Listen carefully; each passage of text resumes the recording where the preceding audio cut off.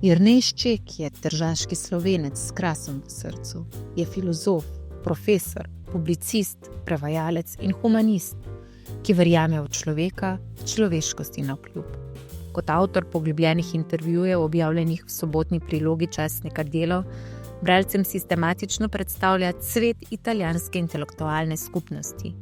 Ti pogovori, polni širine in globine, so zbrani v knjigi Kavarna Italija, ki odpira razmisleke o sodobni družbi, politiki, umetnosti in duhovnosti, ter gradi mostove med slovenskim in italijanskim kulturnim prostorom. V knjižnici Bistrica ob Sotli smo Jerneja Ščeka gostili v tednu splošnih knjižnic, ravno ob izidu njegove nove knjige Kavarna odprta, sveže zbirke intervjujev, v kateri Šček še naprej s subtilnostjo in refleksijo odpira prostor dialoga in vabi k premisleku o svetu okoli nas.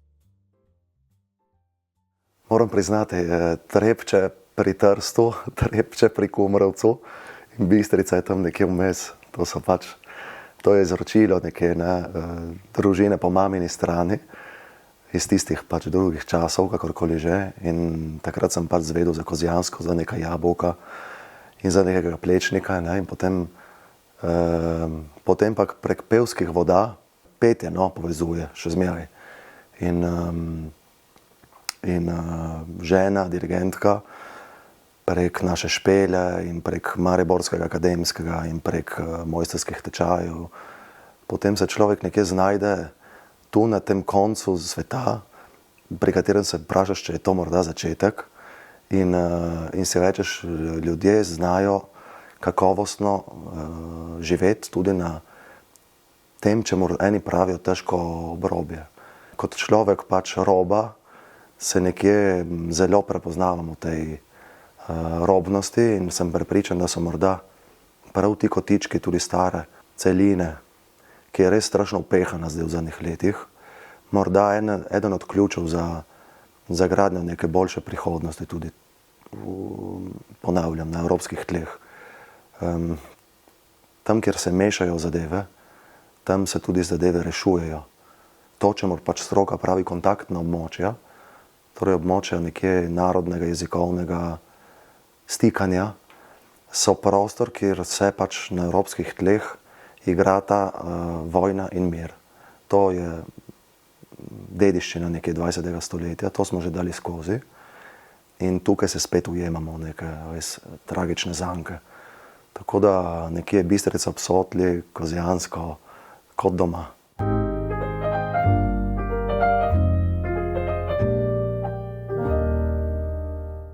Imam občutek, da nekje je naš zgodovinski čas, zgodovina novalovanja in da je zgodovinski čas, ki ga doživljamo, čas nekje radikalnega zapiranja. Ker je svet postal res strašno kompleksen in na nek način neobvladljiv. Ker so ljudje po tistih poskusih iz 60-ih, 70-ih let, tu prinašam izkušnjo nekega drugega zahoda, če smem temu tako reči, ker se nekje Evropa tudi socialno in predvsem civilno odpirala. V tistem historičnem obdobju se danes, po 50-ih, 60-ih, 70-ih letih, ali 80-ih od konca druge svetovne vojne, prihodnje leto je obletnica, v bistvu ugotavljamo, da so ti poskusi nekega razsvetljevanja tudi družb, nekega odpiranja, poskusi nekega sobivanja, strpnosti, kulture, miru in dialoga na nek način magično in tragično propadli in kot obrambni mehanizem zapiranje na vse strani neba, zapiranje v silo mišic, v orožarsko retoriko, prej kot logiko in prej kot tehniko, zapiranje v silo nagonov in instinktov in zapiranje v lahke, enostavne, črno-bele razlage sveta. To človeku pomaga živeti, udobno je, kot Kant že zdavnaj pojasnjuje, lažje je tako živeti, misleč, da si obvladal in razumel stvar, misleč, da je tvoj breg reke pravi, ampak s tem si seveda zapiraš oči in zatiskaš oči pred precej bolj kompleksno realnostjo, v kateri v zadnjih dobrih stoletjih nekje nihče nima čistih rok. In to priznanje je danes za ena že vstopnica za to, da nekje s tem si se že na nek način izključil iz igre. Retorika se je tako radikalizirala, tako strašno polarizirala, da če ne sprejmeš ene ali druge skrajnosti, se nekje malo da ne marsovec, ponosno marsovec.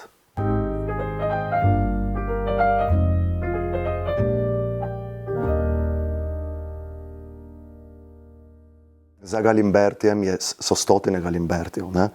To je tudi eno od sporočil, ki jih skušam skavarno pokazati, da mi smo enega spoznali tudi po zaslugi zelo zasebnih intrig in zgodb in njene žal bivše slovenske žene in tako dalje. Zato ga imamo mi.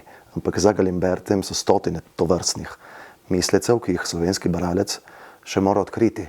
Mi pa, tisti, ki pač živimo na zahodnem robu slovenstva, smo vsakodnevno okupani v ta svet, v ta javni prostor. S poslušanjem poročil, branjem časopisov, z prvo radijsko kroniko zjutraj. In so ti intelektualci del našega tudi nekje miselnega in mojega osebno miselnega in vrednotnega sveta. In potem se zgodijo tiste naključja, ki to niso, ker pač v bistvu sem jaz šel to za nazaj rekonstruirati seveda. Ker ko človek dela, kar mora delati, ko človek pač izpolnjuje neko notranjo njujo, si nekih kalkulacij, niti ne, se s kalkulacijami ne obremenjuje in tudi jaz se nisem. Sem pa moral potem pač v zadnjem letu, tudi po zaslugi srečnih težav s predstavljanjem knjige in podobno, si malo urediti misli oziroma rekonstruirati, kaj se je zgodilo. Zgodilo se je to, da sem pač posnel par intervjujev svojih nekje prevodnih junakov. Jaz sem takrat tudi v obdobju precej prevajal tudi gorniško italijansko literaturo ali pa gorniško, Toporišič oboje omogoča.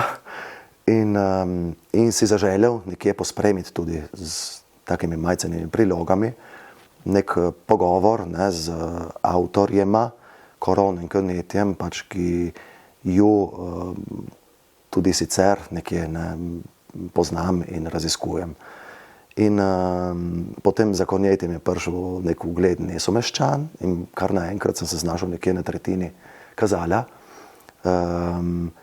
in ugotovil, da je nekje pogovorna lopata nekaj tikala tam na dnu in da je vredno nekje to, čemur jaz pravim, pač en kulturni projekt, kavarna, njena knjiga, ampak je nekaj, kar presega pač oplatničenje in papir.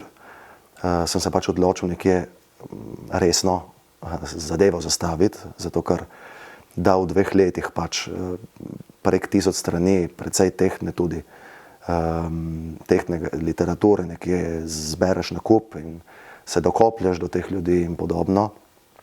Rabiš nek sistem, nek koncept in eno metodo, zato da to nekje sploh postane izvedljivo. Tako da evo, zdaj smo tu po 2 letih z 2 bukvama in z enim orodjem za nekje zdravo in zrelo soočenje s prihodnim pač letom somestja, Evropske prestolnice kulture in vseh teh visoko donečih obljub in idej, v katere jaz globoko verjamem, vedoč, da je pač aktualnost precej bolj nekje zmozljiva tudi in žal problematična.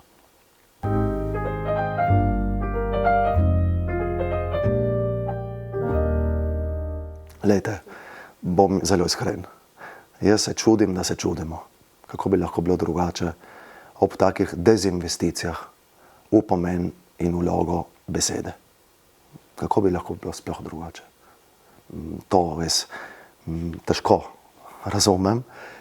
Tudi izhajajoče iz konteksta, v katerem je nekje, kljub vsemu, en delček slovenstva vpet v en vrednotno drug in drugačen kontekst. Kontekst, v katerem nekje humanizem v smislu polljudskem splošne kulture ostaja še zmeraj ogrodje in skelet tudi šolskega sistema in kjer se pač od mladega človeka nekje zahteva neko orientacijo v času in v prostoru. In recimo, jaz kot pač profesor filozofije, ki imam na voljo skoraj 300 ur v bistvu pouka zgodovine filozofije, ki eno leto delam samo staro Grčijo, do helenizma in tako dalje. Vem, da če ne da brez časa in prostora, se beseda enostavno ne more razviti.